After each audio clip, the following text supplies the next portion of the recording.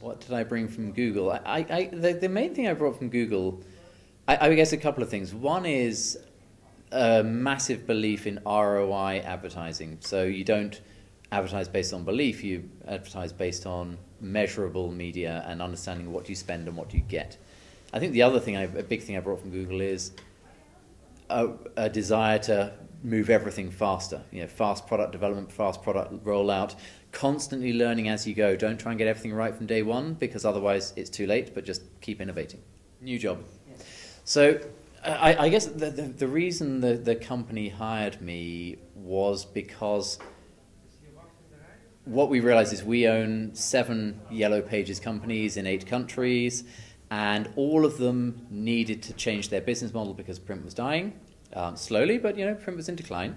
And because everyone needed to have a good website, a good mobile device, they needed to sell websites to small businesses, Facebook to small businesses, etc.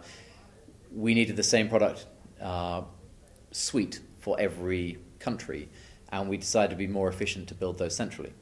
So really I was hired to do a mixture of define the future business model, make sure we have the right products for that business model, transform sales, transform marketing, make sure all new products are launched successfully, make decent money, but also in parallel provide a great ROI for customers. So it's that whole, really, I guess transformation is the biggest thing I was hired for.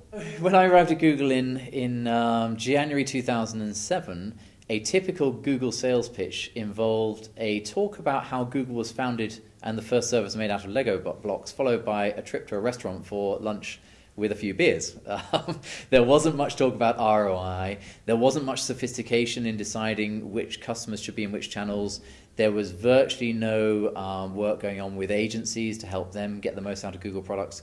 So it was just really unsophisticated, very high energy, lots of people with loads of energy, loads of contacts, but very, very unstructured in terms of segmentation, channel strategy, professionalization, sales pitches, etc. So what did you do? What did we do? Well, the first thing we did was worked out the strategy and the revenue, the path to revenue growth. So we said for each of Google's products,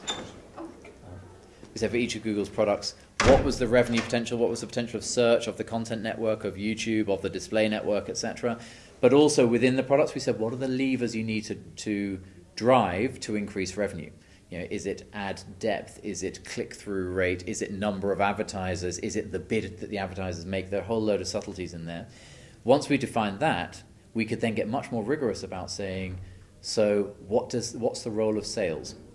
And and then we could organize properly into who acquires customers, how do you grow customers, how do you serve customers, what should we do ourselves, what should they do in themselves, what should we try and get advertising agencies to do. We also got more structured about providing feedback from the market to the product team on what they needed, and we got more structured about making sure that new launches of new products or new features actually had impact and were well planned and well supported. Of a crisis at Google because revenue dropped overnight, and what we discovered is that Google started showing the map results on the results page more often, and when they did that, more and more consumer clicks went on the map results and less of them went on the ads, and Google makes money from the ads, not on the map results. So we then started finding ourselves in a dilemma that because Google grew so fast for so long, we didn't really have to worry about what was good for the consumer or the advertiser because everyone was getting more and more every year. And we started seeing there was a friction between doing a good job for consumers in the natural results would hurt revenue, at least in the short term. You could argue in the long run it's a good thing. And what we discovered as part of that is really how impactful changing the search results format was for Google. So throwing in map results, image results, video results, book results, news results, all of those things consumers love. And what we've discovered is the natural search team was ahead of the ads team. Yeah.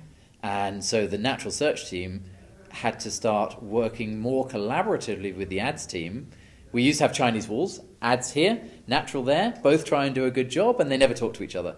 And we actually realized that we needed to build some of those cool and clever formats into the format of ads as opposed to natural results. Otherwise, every time you improve the format, if it's not in the ads, you reduce revenue. And if Google learns from directories and Yellow Pages, the customers that pay the most get the best format, the most space, the best ranking, etc., because it makes sense. You just don't want to do that to the point where your results are bad. Ooh, what did I find? I found a company that had a great strategy. I think already they realized the future was multimedia selling. They realized, clearly that online was overtaking print and that print was declining at 15% a year, and that we knew that mobile would be big. I think where we've really increased momentum over the last year or so is, first of all, I think all directories, and certainly our companies, were too focused on short-term EBITDA and not prepared to plow enough of that money back into some of the new initiatives, like selling websites, like selling Facebook, like doing affiliate marketing, because in the short term, you normally burn cash before you make money. And there was a bit too much. New initiatives were under-resourced, and most things waited till next year's business plan, which is normally too late. So what I think we've done over the last year or so is really get serious about resourcing the new initiatives to deliver them as fast as possible, not in next year's business plan with half an FTE per initiative, which isn't enough. Okay, can you talk a bit more about innovation? What role is innovation? Innovation is massive. Innovation, crikey, there's so many angles you can take on innovation. On the one hand, we have product innovation, where we have a central product team for the group, and they do a lot of innovation in terms of generating new ideas, stealing ideas, just basically constantly improving our website, our mobile devices, etc. On top of that, we allow a fair bit of freedom to our local companies to innovate too. They innovate a lot around partnerships. There's a whole load of very creative partnerships going on with companies like Nokia and Microsoft and TomTom around the group. They often acquire small businesses which are very innovative in their own right. So good examples in the Netherlands are Scoot Media, which we acquired, and Werkspot.nl, which we acquired. Very cool, innovative companies, which were innovating at a fantastic pace in the Netherlands. We're now scaling that innovation to other countries rather than acquire a company in every country in Europe, which gets expensive. We're also having to innovate a lot, as you saw some of in the talk, around how we do selling, because going from selling advertising to selling leads is a massive transformation. And you could argue the ROI dashboard, where we show how many leads we generated to each customer and bring all the types of media together, is as big an innovation as anything we're doing in online or mobile, because that allows the whole business model to transform. And there's a lot of innovation going on behind the scenes in things like CRM systems and other things too. Yes, do I personally, or does sales? The sales and marketing, like all situations, sales and marketing, there's always room for improvement. But I would say in general, we've been a very sales-driven company. Because historically, if you look at Yellow Pages companies, there wasn't much marketing, because the marketing was actually distribution. You get the book, it sits by the phone, you have consumers' attention. And therefore, almost all the focus in the company was on talking to small businesses, selling an ad, and getting the books published and distributed. So I would say in marketing, what we discovered a year ago is that marketing was primarily B2B marketing, and to a certain extent product marketing. We had some experience there, and we were much too weak on B2C marketing and PR and a whole lot of the there were quite several elements of marketing.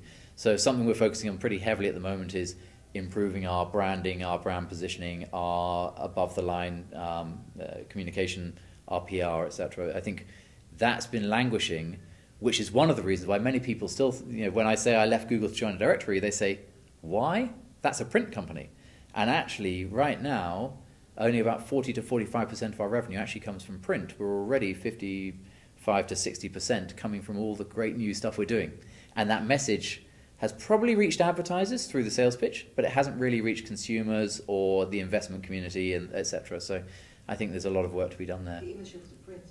Yeah, exactly. But people think a lot of people, if they say they work for the telephone, their friends and family will say, you work for a print company, and then everyone has to go through the whole explanation. No, we're a multimedia company, etc. So we need to get that message out more. I don't think it's the right one, and I'll tell you why. When we measure how many calls and clicks and other things do we generate for small businesses, about 40 to 45% still comes from print. And we know that very tangibly for two reasons. One is we have over 10,000 customers in the Netherlands already with metered lines. So they have a special phone number in the book, and we track how many calls their ads generate from the book. The second thing is every quarter we do a survey where we say to consumers, do you use the book? If you use the book, how often do you use it? How many calls do you make? How much money do you spend, etc.? And correlating those two data points, we know that about 5 million people in the Netherlands still use the book. Now, that's probably down from 7 or 8 million a few years ago, but it's still 5 million.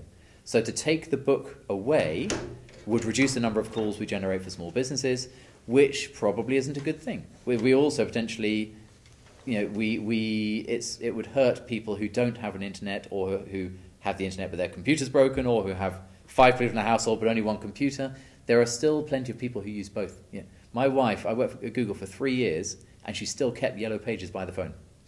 Because for some categories and in some situations, she didn't want to boot up the computer.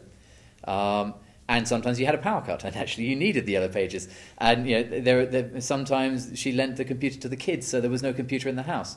So there is a purpose for the book, but we are conscious that we don't want to distribute the book to households that don't use it, and that over the next 3 to 5 years it may die, or it may dramatically change format. We're not really sure which yet. But we're monitoring usage, and we're not going to give the book to people that don't use it.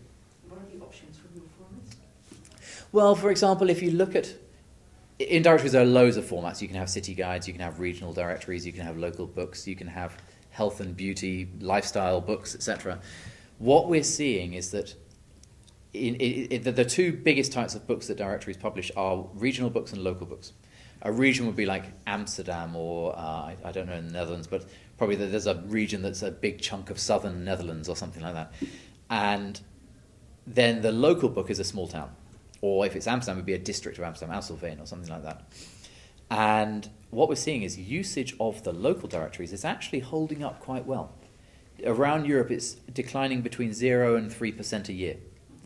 And there's something about the small format. It's useful to keep it by the phone, or in a car, some people keep it, or in a pocket, because it's just smaller. And everything in it's relevant because it's really local. What we're seeing is that regional directories are losing users quicker. And I think simplistically, if you think about it from a business perspective, most companies are either local, and there's no point advertising beyond about 20 kilometers from where you work, or they're national. And in which case, because regional is a sort of funny construct, the regional directories were only really created because a national book would be too big. But the logical thing for most companies is national or local. So I think the thing that we will kill first will be the regional directory, but again, 3 to 5 years probably. I'm not sure whether local books will ever die, but we'll see. We're being pragmatic and seeing what happens to consumer behavior. I think the other thing that does pretty well are things like city guides, because hotels like to have them, and people pick them up at airports and stations. We're having some experimentation around the group with things like collating lots of different takeaway menus and putting them in books, so people have a selection of takeaway menus. That's quite a useful thing. So I think we'll keep experimenting and innovating, but certainly in terms of revenue, we think print will be less than 20% of our revenue within 3 years.